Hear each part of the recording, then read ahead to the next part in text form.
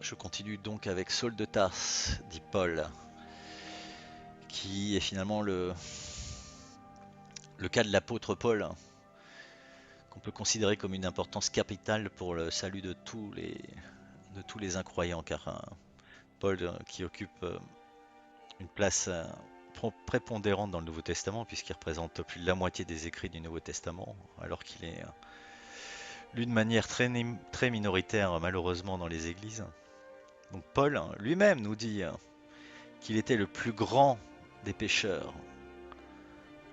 Et oui, c'est difficile à concevoir après l'avoir lu, mais oui, avant même d'être sauvé, il était le plus grand des pécheurs, il a commis le crime le plus abominable qui soit. Il a tué bon nombre euh, de, de, de disciples qui faisaient partie du corps du Christ, et il a empêché l'œuvre de Christ, il a renié l'action du Saint-Esprit qui était présente à travers tous les miracles qui s'opéraient à travers ces gens-là. Et le crime le plus abominable, c'était de faire opposition à Dieu. Et donc on peut considérer qu'il n'y avait absolument pas de cas aussi désespéré que le sien. Oui, typiquement un violeur d'enfants, aussi horrible que cela puisse nous paraître, avait moins péché devant Dieu.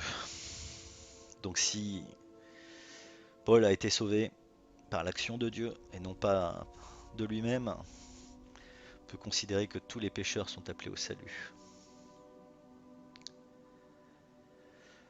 Ainsi donc tout doute quant à la capacité de Dieu à sauver disparaît à la lumière de son appel, de l'appel de Paul qui a été fait par Dieu sur le chemin de Damas.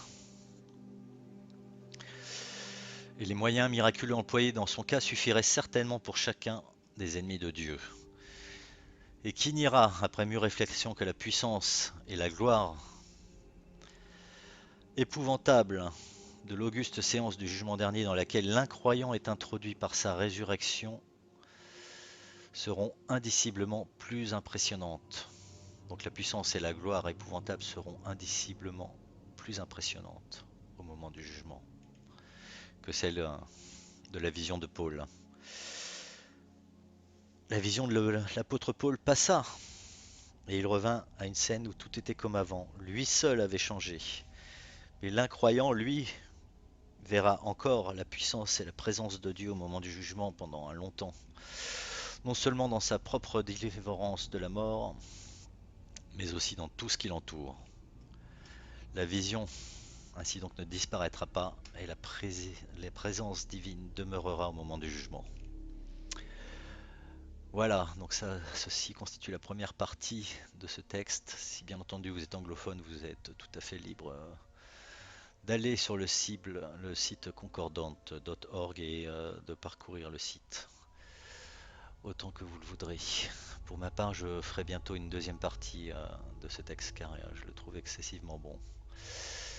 Voilà, très bientôt chers frères et sœurs, et pour la deuxième partie. Bonne journée.